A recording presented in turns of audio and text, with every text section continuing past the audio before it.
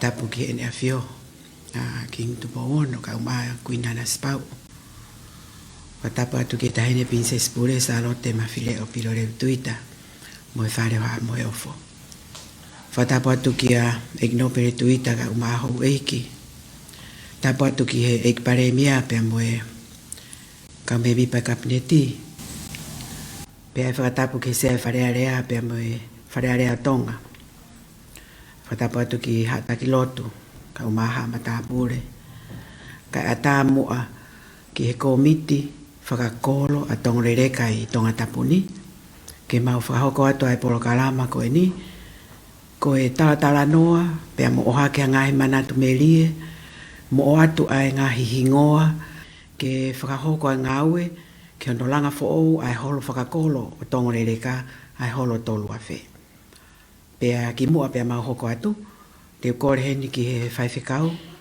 sela tau whatofu a manu ke ne whakahoko mai tau lotu kamata. Tau hanga ke o tua ia lotu.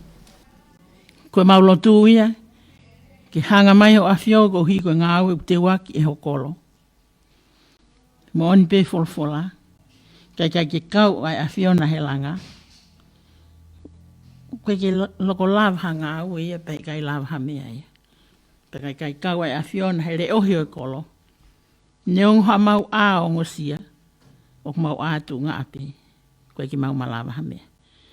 Koe mau whakaamumu, mau whakatawangi, ha e lea, ai ngā aue a hokolo. O miha maafana ma ke, ma ai loto, pure whakawahe, ka uma a e ofisa kolo. Pea moe kakai e whonua, ngahi ngā aue, unau kau ki ai. Ak nau tolo, unau tō e ngōwe. Si kau whewhine, pa moe langa o kuwhai, ke whataki ake ngahi whatongia. Ai whānau mo sio peke ngahi ngā ue o whai, pia mo turi atu ke whakakato, kau mai ai hoa whio. Tāpu aka tupo au mee, o mau kau whataha mo ia heni. Mo uta ki ai ngā ue koende o mau whai, mau tolu kau tongerereka, o mau i tongani. Mana tu ai whafonga kau tongerereka ko toa pehe ngai pot ke, o nau i ai. Hafuaki te nau whai. Mo mau kau whata ko hai ki peni. Ko tuku tauhi ho mau loto. Ke tokoni ki ngā ue koini. Tawangi e wana mau mō lauia koe mōre. Ka mau lau koe koloa mui. Tāpu waki. Mo npe folfola. Solomone. Na ni whai ni whi lau tutu. Koe pulo i wamano. Koe sipe taha ki lutupu. Pa mau whawhakau koe mōre ko aia. I kai. Koe whai ke langi i ai. Ai fofonga a Fiona. Nā ni whai e fuak ko tā pē. Ma ai tui koen. Ke pē mua hau tāpu aki. Alo tuita. Ka umahano whare. Ai ngahi ngāwe ko tā pē kumau whai mua tokoni e whai mai pure angama mau tolu. Si ngai whamiri i tongorereka ko tā pē. Ai ki kuku o nau whai. O nai mea mai ki ngāwe koen. Tokoni ki nau tolu. Peke toko ni ki mau tolu, ki mau whai ai pere rei taha mau pe. O mau manatua ngai whai ngata a whakamāmani lahi o hau ke whonua, ai COVID tahiwa, ko hai te mau ui mo tangi ai, ko koe pe. Whakata mai kātoanga, ma ki konseti ko mau hanga ati kia he whalai tēna, ke mau whakakato, te tuke langi i ai, ai whafonga a whiona, mau whuake ati ki mau tolu mo polokalama ai whawhini. Whai aha mau tauhi tu maa, ka mau nofo koe kakai a Fiona. Mau kore katoa ngai tāpua kini. I e hua whaklais koho alo, ka koia tako tahape, ho mau eiki mo whakamo ui. Amen. Ki mua pia whakawhela ke hata e pē noro koe ni. Ko hange pē hato e whakamanatu pē ai porokalama koe ni. Koe porokalama ni hono tolu a komiti whakakolo a tōnereka. Pea koe mau mea o whakahoko atu, kono update pe o ngahi risi, o ngahi hingoa, o ngahi tuunga whare, ka o nau makapuna, ke nau whanongo mai pe he koutu ukawi hali whakamawhana koe ka ki mau tolu, mau mamata mai i heo pe, ki he porokalama koe ni. Koe te whoki pe ki a sela, pe ki ai o ki i tānaki mai pe, ke tau lelele mai pe, pe tau toi whoki mai ana yange. Whawhetai tupu au me. Lawe monu ia he whainga maari ke whaaki mai koe koloa me tāpuaki. Antu ina i whaafangahirihiri i bea uia he kautongolere kā koe hau mei motu. Pa koe mo oni pe ia. Nofo pēhai matata hi koe konga ia e oi motu. Kanai kai ke tuku ai a e kung mamahi ngā aue mai kolokoe. Ho whawhetai. Nau tupu hake e kolokoe ni koe kolo na ia whotaha e nau ngāwe. I lo ngā lālanga pe ko ngāwe whakakolo. Na e whai o skia verenga ai kakai koto ape. Pia na kong mana tui mau pe na iai ai fuwhai toka na e. Si tu a kiai o mau ki whakoutua anga. Pia na e whae ki ange pe au ke whine e ki na tupu ai pe tala mai sila lai. Ko rewa. Ko e whai toka e hou e ki. O kaha mo vai lai. Pia mo kau whawhikau maalolo iai. Na e tapu ke maulongoa, pe te mautau wheturi o ofi atu ai. Na e tō pe fukau a whau, ke pui pui ki mautolu, pia meha longoa a ke whaitoka. Whaatala mai pe vine e ki, o koe ke whahalongoa ai a heini, o toka he e efu. O hou e ke whanua, mui kakai maa oni honi.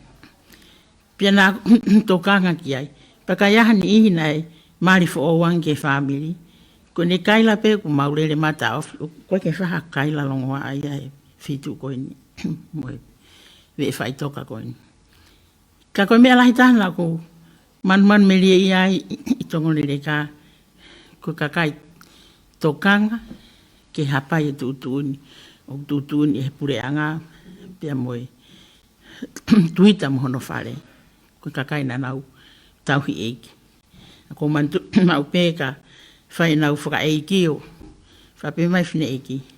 Mō hai amu ki tau wala o se pōhongo fulu. Pau whape hea tau. Tau kāinga mo tuita ko eiki ai whanua. Pihi mai whine eiki. Mō whai mea ku tā lātu ke mō ngāri pota. Ka pau kai ke tau kāinga muia, ka tau kāinga muia he tau mau whakoutua nau kere kere. Pea ko pau ke tau tauhi. Ai whakapa ka ki nau tolu. Pea kou tui au ia ke he mahu inga, ai mea o hake a kita i hoto ātakai. Waku te alo ai pe, o koe ke ngālo ia te kita. Ngai poto ku mau iai, o ku mau proud mau pe, ke ilo i koe tongone reka, ke mau tolu. Tu ke he kumou mea i koe toko lai no kau whai whekau, whanua ako a tongone reka. Ka koe whanua nai tauhi o tua. Te au kai whakatawangi e hoko pehe pesi pinga ko ia. Ia whanonga moha pirikimo mau whai. Malo o pito tupo o hame. Daniela? Malo o pito. Whaftai mau kolope ko kore ke u. Whamalmalo atu he tala whakatapu kakato e kamata e tau polo kalama. Tupo o hame kai whai atu peha. Pai katongia ko ui ai feituna pe pehe ke o komite iki uhi ko e kainga o no pere Twitter pe pehe ke taine princess pilo levo i he te ulanga ko ene holo tolu afe ko e whekite ngaki me he tua kātupa ko e tuu peo whakaonga e tala noa mo e koloa ia ke lawe hamelenga e whatongia i loto tatauna. Pe koe houani mo no whakalawe tala. O ko pae ngā tupea uia me he mata umu. Koe koloa o ko inasi ai, pia ulawe ai. Koe tala noa ko tonga leleka. O ko hange koe lea asione baptaiso. Alo ato e kau tamai e kia ta angisione. Koe siana koe na ke tala mai whai baptaiso ko tafe taha ki ai kakai Jerusalema. Pea tari maari e sion baptaiso pea whakatulo mo e whaiwhikau. Ko e fia na aku, e whakaawia ki mua, kau whakaawau ki mui. O hange e fia ko e mua uli e hoko mai e ekta ane he taimi ko ia. Ko e pā mai o mawawa mo e fia. O ko tuk pea whakaamo pea fia tuk pea. Ko e kakato ia e kuwhatongia. Ko e tala ia o tonga lele kao hange ko e ausia ko kamata he hina ik whewhikau. Ko kolo whaau pia ki mua. Ko tala loto ia ke ngahi fauanga ko fau mai ai.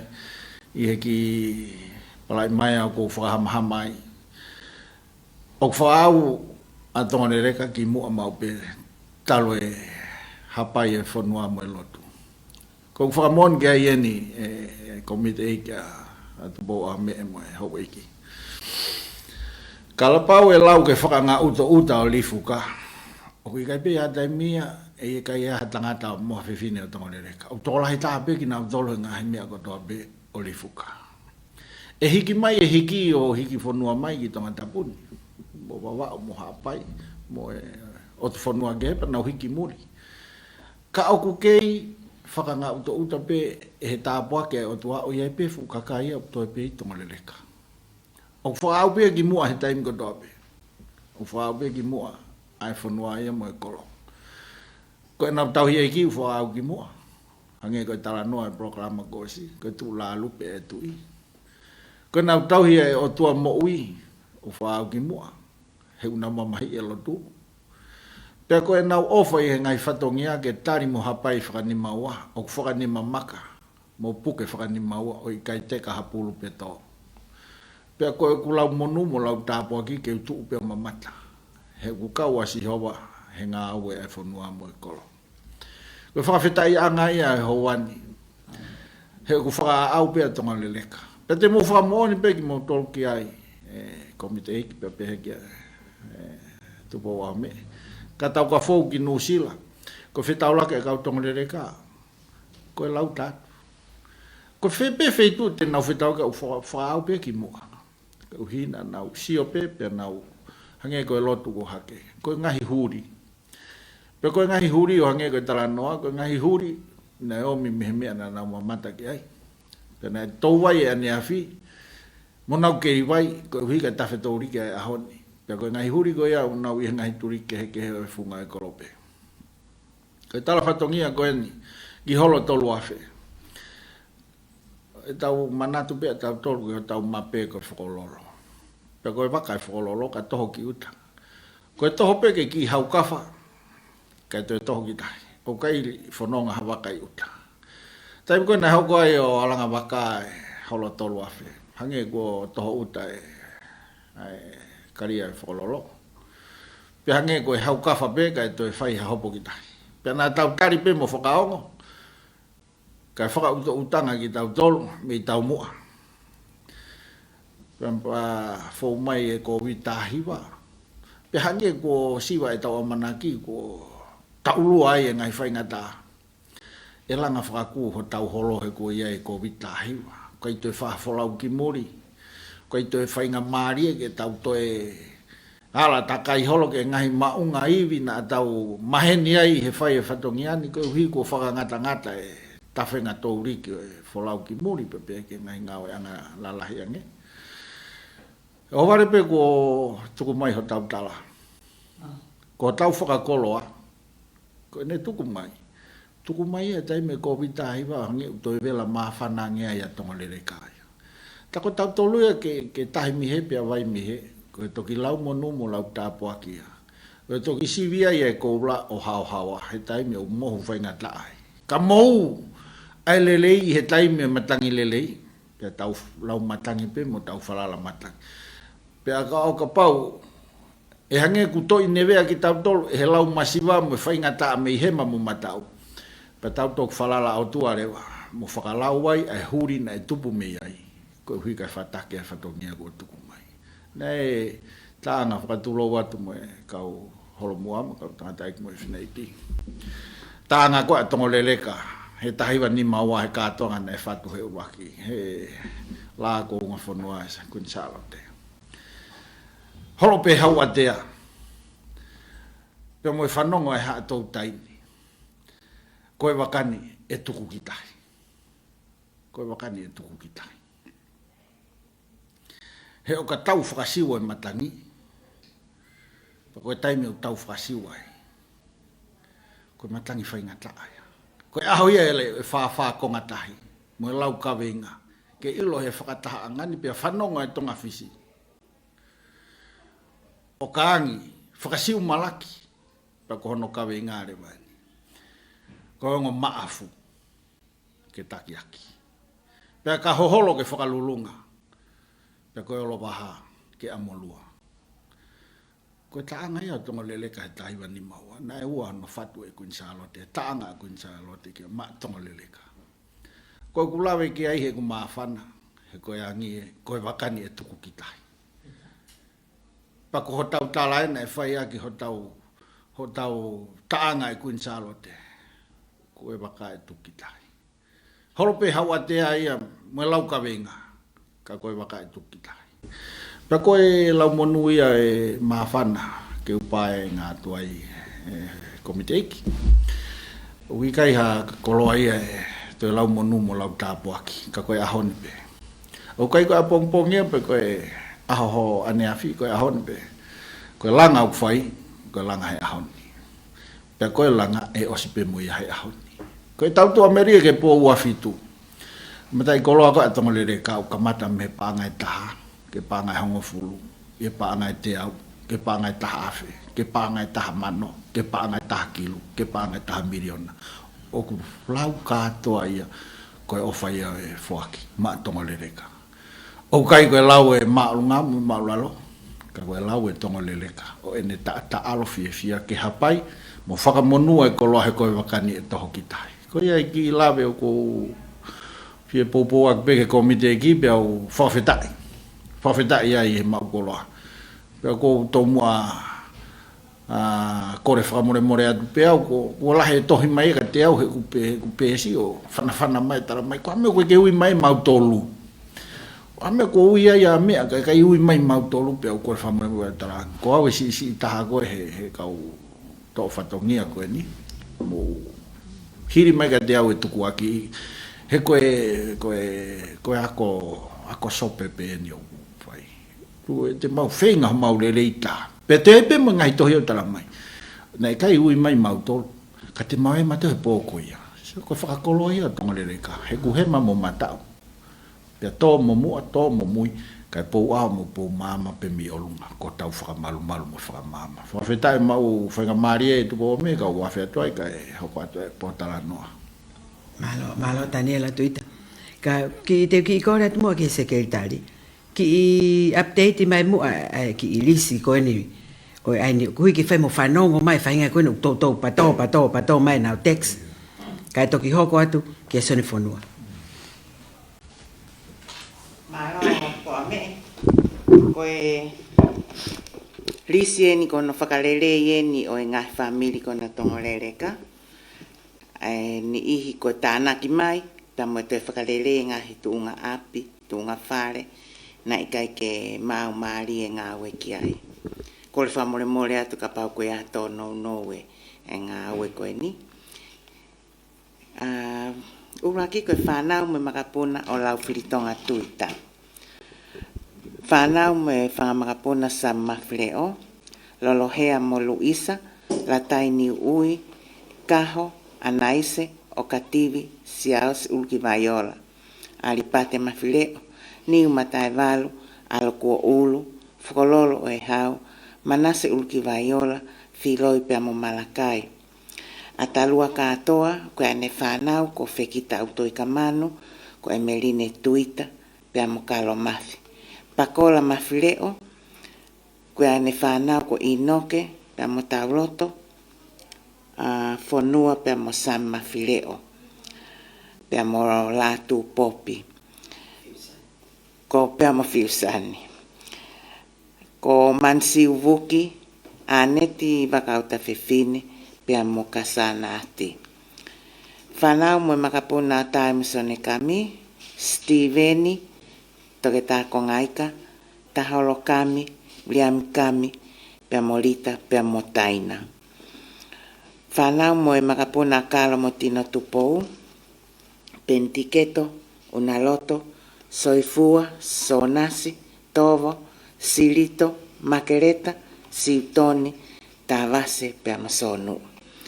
Whanau mo makapuna man mo fililava, sa fililava, fai ana mo alatini, kon whanau ko malakai, pesta aufa, son alatini, tukuange pea mo akesa. ko lausi fililava kon whanau ko sione pe amresieri, te evita fililava whanau ko lofia kawafau pe amasuri fililava, kite pe amo ofa fililava. Whanau me makapuna kula mo taufa, halasika taufa, funa koloi pen hafoka, sis taufa, son taufa, pe amasami taufa. Whanau me makapuna selai tuk moe atu, ko kovi, ti tuk moe apua la atu, kon whanau ko lotere umufuke, se kalama pe amoane tofo. Ko e makapuna ane o tea utu moe ngalu. Whanau moe makapuna a tea utu moe ngalu. Se mispule pe amopela moe ki i whanau, ai ko tea junior, tautala mo nau toru ko ia. Whamakapuna lo seri, whanau makapuna lo seri. We kataki. Keasi ko keke pe amo Elisabesi, pe amo Laione, muna pe amo moknau tolu kau mai ke whahinga ko ia tea. Whamakapuna mo whanau lo seri, ko tau whalahi, lisia, lata, manut mengalu mo family. Sane vili waka ko ne whanau ko Wesley, Alice Finauloa, lo seri pe amo ofa, palu ki talanoa, tui ke tei pe amo whanau. Whanau makapuna laluen mo tanoa sami, sam talanoa, talavao, lolomani, mele naite, teu folau, pe amo sis talanoa. Whanau makapuna mersiniwa muhavili kaufusi, kari kaufusi, saateki, amone, sos ana peika, pe amo ana sein talanoa. Fuspala mo tau kolo, whanau, kiseone mo seru mo whanau, mataere, tau mohe koroni pe amo Paula, mo fuike mo whanau, mere tau kolo mo whanau ki houma. Pe amo nuka ki Hawaii. Ko e whanau ni a whaiva pa mo aisea makatu rere noa, ko fine, aia ko ene fine motoa ina karis tu itawake o kuitonga ni pe. Mo ene whanau mo no whangamakapuna. Ko e wako vriam lere noa, malakai, lile, pe amo ila isa lere noa maake, whanau ila isa ko maf lere noa asinate pe amo e maile tala noa. Whanau mo makapuna asona pe amo soia ki tofoa, fine mo vika flau mo tui, kalaiwi, sione pe amo perenaise.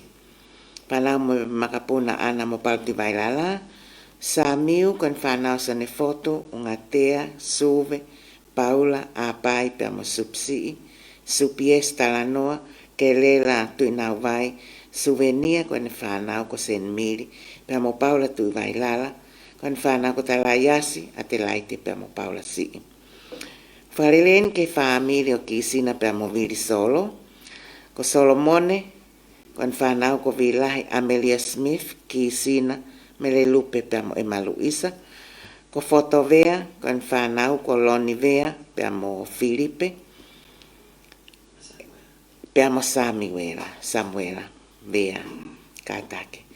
Emma Luisa, ko Teisa, Elina, Luciane, Neomai, pe amo Teita Kaufusi, ko Amelia, Enimoa, Selariu, pe amo Samuela Finefeuiaki, Samuela Toafinau, Petunia, Sares mo Elina, pe amo Vika Kioa, Kosika, Samiu, pe amo Fusi, pe amo Lasare, hala tuituia.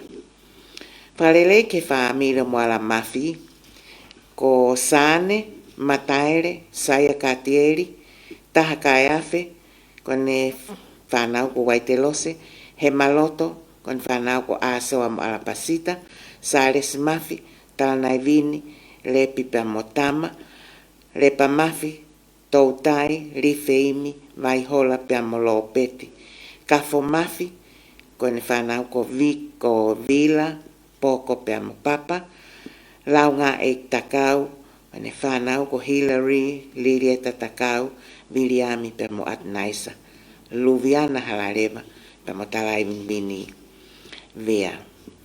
Falele ki he famili kone tau fatofua, kai fai whekau ko siu pita, teiri pita whaiva, sela tafutofua manu, teuloi, hame mo selai, wili mo ungatea, mo toki lupe tu itahi.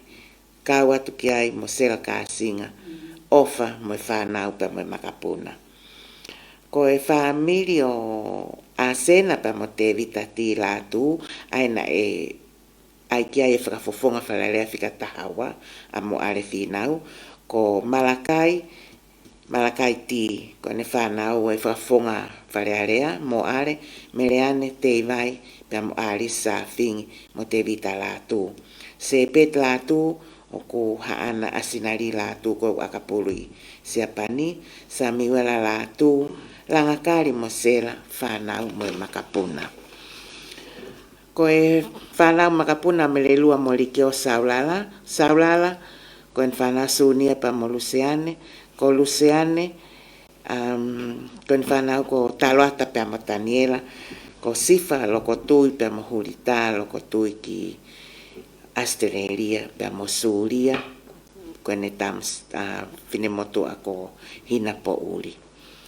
Whanau mo e makapuna tonga manase pe mo ahino, ko Viliami, ko Estonga, mawhireo, ko whanau ko Sistonga, a pai, ko whanau ala keita, a risi, lita ton kaufusi. Whanau mo e makapuna su mo kare, tu i velang lala, Moses kare, siwa kare, mo tu i fua kare. Whanau mo e makapuna mole mo sare sa unga, Ameria haunga, Meresungu, Viliami, Puloka, pa mo Neil Armstrong. Whanau mo e makapuna pohiva mo whaoliu, Israel whaoliu, kwen whanau a Rinko whaoliu, ko Mere, Nani, Siaosi, Hiliate, pa mo Isabela kuku. Po uli kayongo, kava whaoliu kwen whanau, ko Dr. Poliana Havea, whanau pa mo e makapuna. Ko toi whakarele ke familio Asperi Mafi, ko ne whanau Alice Palparele, Salote, Saresi, pe mo Anaseini. Kia whatai Mafi, ko ne whanau Tevita, Tavake, Mapa, Saia, Hepi, Mofononga Vainga. Whanau mo e makapuna o Whangpo, ko son Whangpo, o pet Whangpo ko whaiwhikau malolo, pe mo e makapuna mo e whanau. Whakamanatu atu, ai whakalelei ke whamila se mispouanga, sone filia ko en whanau ko sintalela, pe mo se iniuhi. Malo. Po ame e whakamuremore pe ka ui hu whangatai o ki whakakau atu ki tau olunga koe ni na e ki makapuna o pepa mo talavao, o nau whiuna tore he tari ki he kau ulu motu apa, ku nau pehe nau toki ai peha nau ki foi tau olunga. Nau i Amerika, anau ke sina pepa, mele mafi pepa, pa mo polaunga pepa. Kata ke ngahi hoa, ke ke mau ka kato ngahi. Whakaiku koe aka nau whakaiku pea ki o whaia nau tau olunga. Malo. Malo pito Salote fuka. Ko reng mo hen ka sene fonua. Ke lave mai ki aniki. Whamatala mo ane manat melie ki kolo tupuanga. Whamalo atu tupuanga me. Mau koloa. Ko e momenti whakawhiawhia en ka te ao. Ke ne o vare he tūtakumau ke hakahe poro kalamane. Oku mai loto maa whana au pita. I he taumu a koe ni whakahoko ai e poro kalama koe ni. Mo ngahi kawinga u whakatutu he komiti. Te ulaki lawe pē ki he ki kon kere o ko whakautu ai tongo leleka. Nofo i kongo leleka he api koe ni korowe. Koe api koe ni koe api topua. Koe api koe ni koe api tau mea tau whaahau. Kia pita likiliki. Mo ilo kotope, historia ka pita likiliki. Koe tamai e ni ai whanau e toko tahaua koe tupu mea e haa isileri koe na tongo leleka. ko pitariki ko whanau pe koe he talanoa toku ana e aluholo pe he karia koe na ia tau whaahau. Pena toki whanau pe he talanoa i he tau ko osi he toko taha pe haiseri me mua. O pe ko pitariki toku ko e waka ia o e karia koe no tau whaahau toku. Ko he historia pe ko ilo ia koe nau wholau mai mi ui ha koe ni he tau i velata. Pea koe au pe koe ki auhanga mea. Pea nai whai ai e mo i hū pe koe nau lotu ki nau otua. Ki mua ka nau toki au ki velata. Pea nai tuusi hai pitarikiriki hono tuhu e ta. Whakatafe toto ki tahi. Nei kai ke aia i uta. He ka pau nei tō i uta e alpu he kere o ngata hai. Ka nai aia ki tahi. Ke awe he tahi. O whakamowete atu ke au atu ki tonga kotoa. Nei kalu se whai ho tau e ki he kolosi, ko hiko maamani. Ka nei kalu se whai e pitarikiriki hono toto i auhanga mea, ko hiko tongani. Pea ko whakaukau atu koe ki e kunofo koe i olovehi, api ko olovehi, koe kau ngā api pe ia whangasiare. Kai ke maurere i au pe koe hae olovehi, koe ku whaka uhinga pe a aku.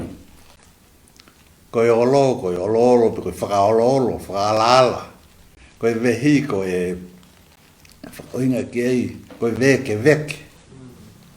Hangi whaka alala he koe feitu eki. Pea veke fua whatongia ki hau eki. Koe koe ai maa whana ka te au. Nā koe uhinga ina na e whake tau wāhau. Ai fo i konga kere koe no olo vehi. Ke au pe mātua ke nau tupu ake pe o tau ki whangasiare. Mo e langi olo vehi. Koe u ate mawhana, ma kehe ka te au.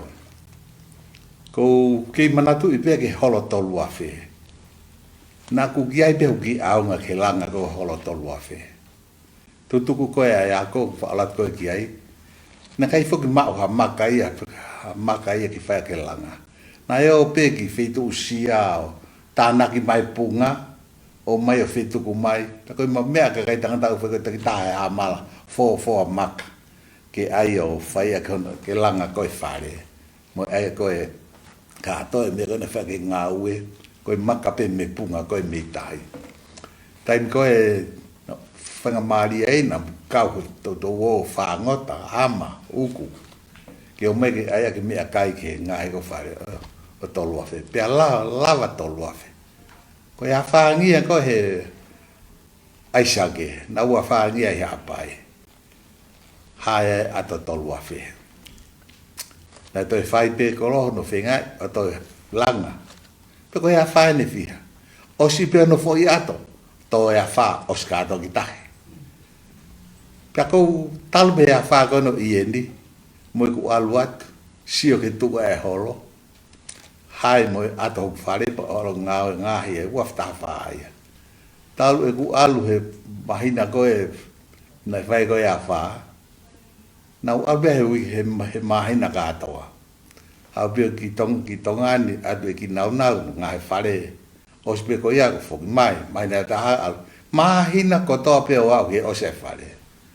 O ska tau hoko whakawaha mahina te alu Januari hale Februari alu mai o se mahina ia ko mago alto valu au ke tau ni mago whakawaha mahina ua mahina tolo ko alu mau pe au ka ko a time ko to pe ko sio ke holo mama hi pe ko to mo whaka ana ua pe ne e langa nai afe ko afe nai to e langa pia ku fai polo kalama ko ni ko fia lai ko sio e osi pe holo ko ke mo uipe ta osi ko ia te to ki mate ha ka ko mate fe mari ko lava holo fa o pe fai ka vai po uri ta no se holo kai ke mo ngau ke langa ta holo fai pa overbe ko ola una fai concept ko ai ki fatau e api ke langa e holo e ke api abita me ko api to ui mai le fi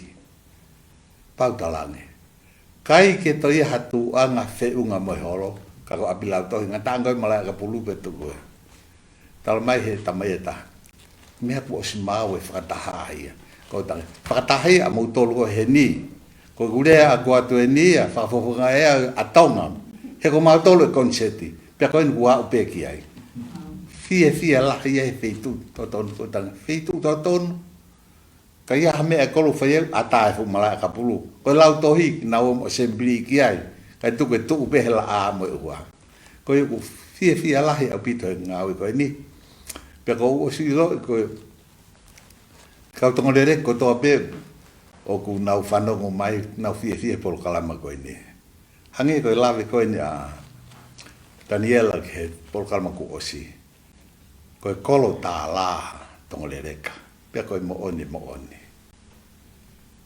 ko tongoleleka ko ngata anga ia pe ko kamata anga ia ko ngata anga ia o tonga ko ono aho ko no aho na ia no kamata anga pe ngata anga ono aho ngata he time go na ma we hau go vete ki me velata o si ai ngata anga ia ono aho pe kamata pe ai kamata anga ko ono poni o fai mai o mai ke aho ni ko me a fra historia he ko tonglereka na ngata ia ono aho pe kamata ia ono poni o lele mai ko fia tau fo tu e holo ko ni ko hui ko hoko ko framana ki tau tolo ko yo pe ko to ke kwat malo Malo pito.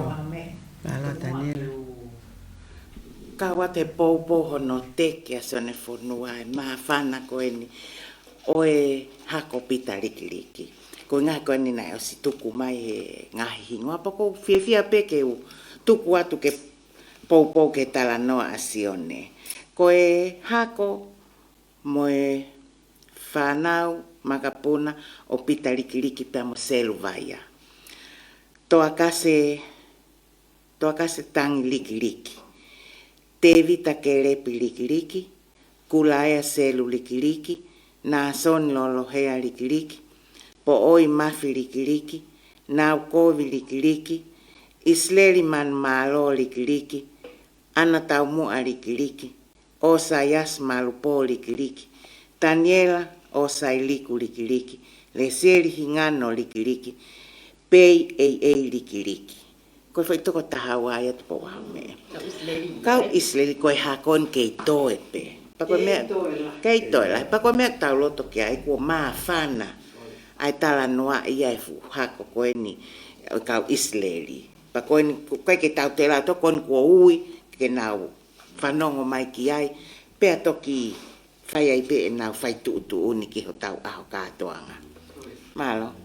Maria apito ngai fela fo ki pe fo ma fana ngai manatu melie ka go tu ko aho tu siteni pure lulu pe aho ko faraite aho ko ni fra ko ai ta ko ni to fu ahio hio e konsete atongore ka po faraite pe ko pe ke kamata ta por kama mo le e telefoni ngai fra manatu mai pe ui mai a mea ai mahino ko na whanongo ko no ui ko ki na tolu ngai family o ne to ange ma fana ma va pe ku o ke fia la e pite ko mo tolu ko na mo whanongo mai o te gai ke ui mo tala mai pe to e ma por kala mai ta ai ko po to apule lulu ia e fe to apule lulu pe weekendi e to fra osia tu ki to ton ke au ki ai ku osi e ta u hingo pe ka to e pe to fra os melangi ai fo ikonga ko ia ka ko tau konseti ko ia o faraite ko fa kau te tau kamata pe ui matangi nima ko ia senfono kamata pe nima ko ne me ange pe ho ki ono to no ko tau kamata ia ke mo manatu ko va ve mai e fa ki pe ho ko va ve mai e u tau olunga ko te ria curfew manatu fo ke o tau ngata tau taimi pe ko tau look forward ka to ki he polo kalama ko ia o e fiafi faraite Salote kia me ke tana ki mai.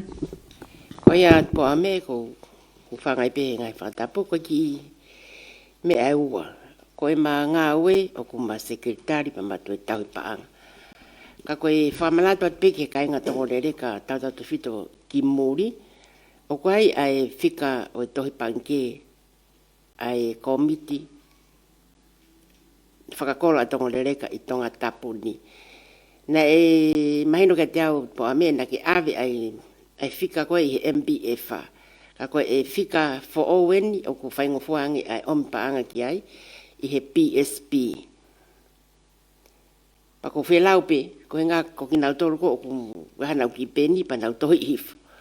Ko whika o e tohi panke ko e ua, noa noa, taha no hiva, ua wha fitu noa. Ua noa noa, taha no hiva, ua wha fitu noa.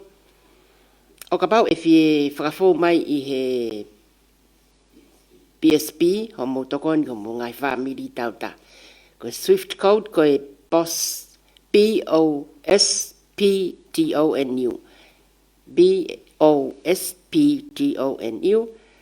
Pa ko whika ko e PSP ko noa tolu hiva, noa whaono. Noa tolu hiva, noa whaono. Pa ko routing number ko e noa waono, noa hiva nima, hiva tolu. Noa waono, noa hiva nima, hiva tolu. Pa ko hingoa ko e account ko e whenga paanga ki he holo tolu a whe, tongorereka wa noa wata. Whenga paanga ki he holo tolu a whe, tongorereka wa noa wata. Whika e account ko e ua noa, taha no hiva, wa whawhit noa. Na was lawat pe nai ua noa, taha no hiva, wa whawhit noa. Malo au pito, pak mo whanau mai pe kau tongorereka, ngau e whenga taa apit na whama opo e kau pisleri mo e kai ngā hono kotoa. Ko uhi, nai whai atu ai alu ia i he ngā he kau mātua, ki whakakawa ia e whanau mo e makapuna. O kuai ni i tō lahi au nau taramai nau tōru po ame. Ai at pe mau tōru ia. Toki wakai atu e mau whakatoko lahi. Ka kuwhia whamanatu atu pe. Ka paurewa te tau lele tau tōru he whakapukupuku koe. Kai peke tau te osi. Tau tolu hono ui ka inga. Ko ia mo whamore more pe, ka pau e hanga he kau sekretari o to e whakatata i ki mo tolu ki hafo i te whito i whamiri pe. Koe ni ko lawa hono ui atu, ai whaka movete vete, pa koe ko i urang kore ke taim pe mo kataki ka pau au koe ki to apure lulu, ko pau atu ai ngahi tau olunga, pe whakatata atu e ngahi te whito i whamiri eni e. Ka mau fia ulava no ui atu ai lisi ko tapia na tona na whakamai ki ui hona ingoa. Ka pau e puri atu e ako ia, kai ke ko ilo mai pe milang malo. Ko e mea whake taha ko e tau utau olunga. Laha pito e ai whetu taki mai ke na utau olunga. Pa utau fia tau tolu ai. Ka mō manatu. Ko tau olunga whakakoni seti whake ko e tau whainga paanga. Lere pe whainga ko uwhi ai e nau whi tau olunga ka koe ne. Alo atu pepe ko e ki mini teua. Osi, hoko mai fo i tau lunga no hoko. Ai te tau hoko aki pe ai ko ia pe uraki au mai, first in first serve. Ko ia pe e mua mai, ko ia te mangao e ki ai pe am hok tokoni ko ia pe po ko ia tanela tuita. Ke whaka hoko pe tau tolu ko e tau turi taimi pe te ria e curfew. E pe po ame ke ui e te fito, pato ki ui pe i lave pe ki ngai. Koe. Again di koe kapau unau whakataha i pe nau tolu. Kepe ke ui e nau teki a nau tolu. Kai toki pato pe whai tau lungai e taha kawa kotoa ki nau tolu, he? E ku kei whakamawhana pe koe whai ui koe whai teki, koe whai mea mahu i ngāia. E whai whakau ki ha mea ke whietana ki mai. Wa me malo a pita whakolo ke whai ko tūku. Mau mali pe a ko na panga mali me ko ta pe ko me a pe ko. Hoko ko koloa me tāpua ki mo mea ngā whawhine ko. Tau amanak lele i pe. Ki ha kātoa ngā fia te tau whai. Pea koe koe uhinga. Koe hae lahi paanga te tau whoaki. Ka koe lau maari e uwhai a ke whoaki. Pea moe manatu. Me ria moe off. Ki ngahi tunga whare. Nā tau hoko mea. Futāpua ki e pa koe koloa lahi. Whamalo atu. Whainga maari u ke whawhoaki mai. Tālo. Tanera, te ia pe ki tāna ki mai. Malo, whakata pēa ui ho tau matangi ki he pōua whitū. Koe whakakoloa e pō ni, haua koe ni ki he pōua whitū, koe ngahi tala noa ko whakakoloa ake he kinau tolu, tau ngahi porokalama ki mua. Koe utoki lawe i maari e ni e au ia tala noa ko pitarikiriki pia ko koloa ia ai. Ka pau nei kai keu lere mai au keu kau he fu ko miti ngāwe e ki koe ni moe ngāwe ki tolu awhe. He kai te lawe ia e au e fo i se tesi ko ia he taanga go a tonga lele kaupe.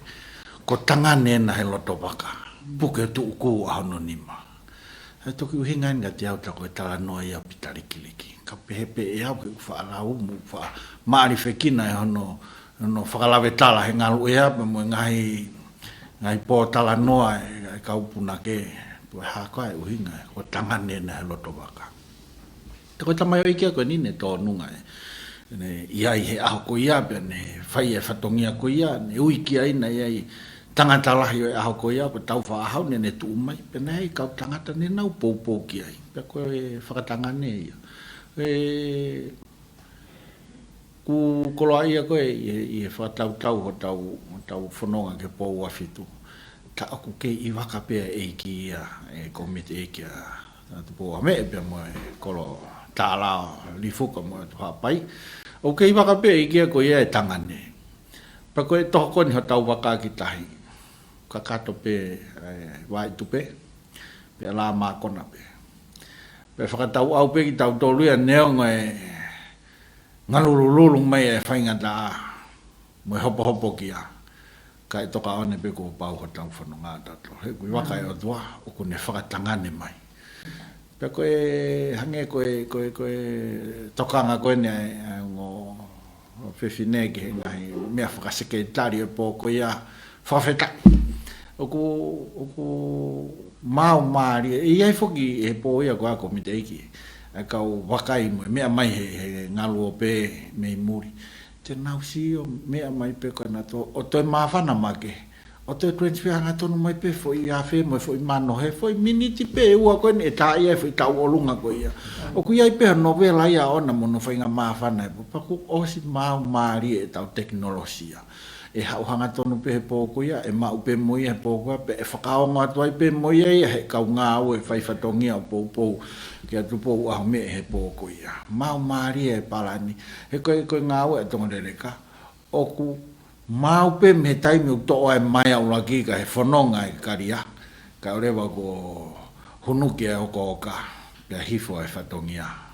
Mau maari e, koe ke fōu ke tau pehe ku tua tamaki, ai tahi ko huata maki kai e toka maari e pe ko e kau fefinen ko nau taktaha no ngai koloa pe mo no kres ke whakakato ake ai pōko ai pōua whitu o ku hala taha utua tamaki talo e onga mai e whatongia ni tupo ame he nā ku ilo o tau te tua pe ke o tua u awhio pia ko tua meria e piau ia ko lo lelei na fai he ngai matua ne hoko mai mea ngai huri o ku ia ia ngai ngoa pe mo fai ake fatongia ke tau he lo tu pe mo fonua mo hoiki ko ngai lotu ko ia o ku ke melie ba ke manu ai ngai family pa ko honola e ke happy he po wafitu e tangane be me ko to he waka be eiki pe ko ki tala no pe o po watu ke komite eikin pe mo kolo ia ange a aku he ku lave mai ke komite eikin ke u lave ia anga tala no maria tonga leleka o hange pe na aku i tonga leleka pe au he a o ke u hoko mai he ku fia he ngai me ko oko i he feo hi pa mo ka tangata mo ka fina tonga leleka talo e upolo kalama eiki e komite eiki e feituna. Malo e mau whainga maari. Ko ku tālo mai tau taimi, ka pau te tau taki mini te ua pe tau. Ka mata pe mea sālo te whoki mai a hea sione, pe tau whakai kurewa ki heke whai whakau ke ne. Sālo te? Ame au kumana tui. Po ame ko me pe ko mana tui ko finga ko ke mau e tau lisi. Kai mau fe ko nu rotonga e tau polo kalama tau tolu ko toi. Hu mai ngai. Hingo ke heia mo ngai fakam ton te. Kan deo ngoia te tau ki lava pio ma opo he poko ya tau wanga pikia ke tau ma opo pe tau tari me akotoa pe mo amanaki lele mo whakatoa meri ya po fia mo merino mo nonga mo whakalata. Malo. Malo po ame.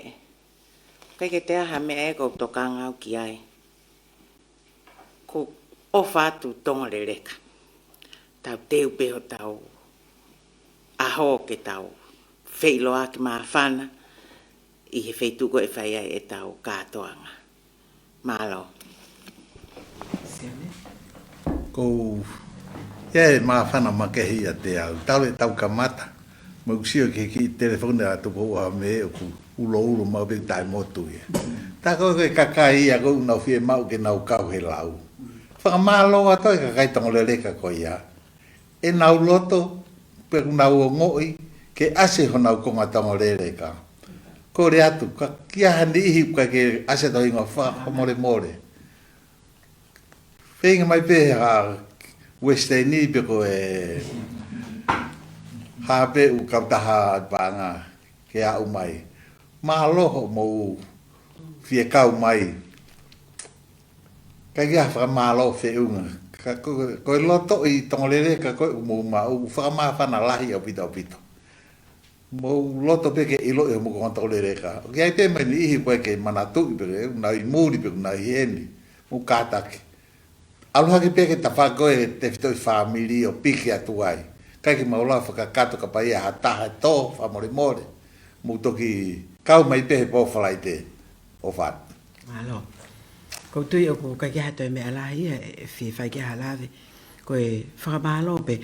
Pe a mōtol kona o mōtoi whakaongo mōloto ke toi tāna. O te mōtokang mōtol ke helai a sālo te mo ene iyo. Mōlomi mai mōtolo hingoa ka te au. Ke o atu pe he toi tau whai porokalama e taha. Ke lau atu pehingo. Ko koloha mo mawhana, he ko tau whengan ke tau kau whakata. Pea neongo peo ngari whakahela ke ongo sekeritari, kau na fia pe ki naua mo whitu taki mai. Tanela, ke hao ki tāna ki whakasi. Tupo ame pe ke komite ikin. Ko ki lai whaas pe au ko fia whakaongat pe awia ke mau whaamiri koe ni pālo pe mo o ngā. Pe ke tuitari ki tai ko mo o fai ni ko au mai o swangan pe ya to mo ke mo fie ai pe to ui ta to lu he po ko ka ko o fai ni ko au mai ko toi pe e po e ko ya fai ta lu nga ko pa pa ke toi pe mo ki ku pe ke mateka to pe ke frafeta ia pe ko ke hano ko po ko ya ko nga hingo e hange pe e ui o se ni ti ko ui hingo ka mai to minute ua ke tahawa e ke ui pe fo minute ua ko tongolele kan o ke lau poini pe he matu o wa mo fa ko ngatahi o fatau au toka one pe fatongia ko ia fa fetai mo tala monu fatawange ki he tongolele ka ko toa e fa pulu e ki motor pe ke tari fatongia fa he po wa fitu pe ke komite ki e fitu na tu bo me ka o tawa toi me fa fetai Fafkau Bau te hao tāna ki mai kai pia ke whakaosi e tau porokalama. Tau kau whatahe whakawhetai. He tau whakaikuna e ahoni. Pia mo ngahi leo ko ongo mai. O ni whoaki mai e mawhana ma kehe ma tau tolu. Pia ko ngā wea ko e niko ngā wea e o tua. Pia ko pau peke ni toko naki e ia. Hono paanga mo hono kakai. Ke nau whai ngā wea ko e ni. Ke tau loto. O mau whawhetai lahi atu. Māloho kau mai. Māloho tokoni. Māloho oangi. Māloho mua wholau. O ke lolo e naua. Ke ewa nā lākai e wholau. Whawhetai atu. Koe mahino ko iau toka mauloto. Te ko whē potu mau iai. Kau mahino kak mau tolu. Ko kakai ki mautolo tong rereka. Ko kolo, na ia hono tala, mo hono whaunga, mo hono hou eiki, mo hono nau, na e whakakoloa aki, aki nau tolo e kohiri. Pea kui aha nau toko lahi ko nau hiki atu. Ko ki mau tolo eni ai ngai whanau pa moi makapuna, mau ahi ahi, ke to'o atu e fohe, na e toko aki, ai kāri ahi aha koe. Pea mau amanaki, mo tua ki whaalelei, e tawhi sino i vai ho o wha, ki mau inasi ai. Tāpua ke taini Princess Pule, ka umaha e kino pere tuita mo na whare, mo te ua ki ngā aue lahi koe. Pehega tupo ame, manat pa moe ofa, ki hono ta akete, ka umaha, ak nau tolo nau i murina, neongo koe ke mau kakato heni. Ka mau taha pehe a Fiona, pea koe mau amanaki pe ia, mo mau whakakau-kau, kakau e a Fiona ha mea, pe e lava mea koe ia. Tāpua ke e whiawhini mono ngai whatongia toi ke whakakata. Pea moe ahona, ai whalai te. Tu ke teu kia ha mau loto moe mau mo ui, ka mau ka iai hono fia. Pea mau tai mea i, ki hākia ki e o whai a Fiona. Tāpua ke whare whakamawhora rea koeni, pehe ke nau tolu, ha nau tolu e pūre ki he whareni, mono ngahi ngā aue anga, toko ni ki nau tolu, whai o skia verenga mau aipe. Fuake atu mau tolu whakataha, mo whatongia mau hanga na ki ati ai mo whakatua miri ki ai. Kore katoa ngai tāpua kini.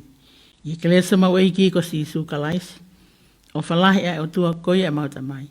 Whiona lau maare maa ni oni toka maa ho ala o wha, e mau toluni, pe awa na hiki, ka e whai ke tae ngata. Amen.